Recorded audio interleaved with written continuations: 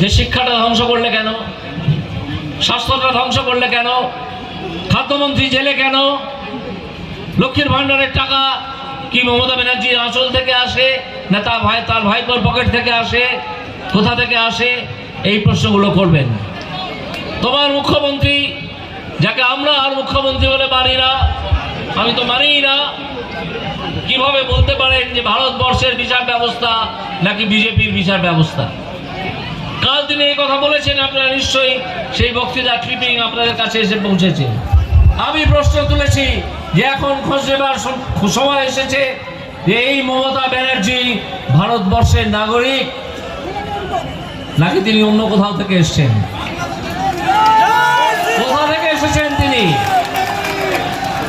তিনি রোহিঙ্গা নন তো? এই প্রশ্ন আজ আমাদের তুলতে হবে।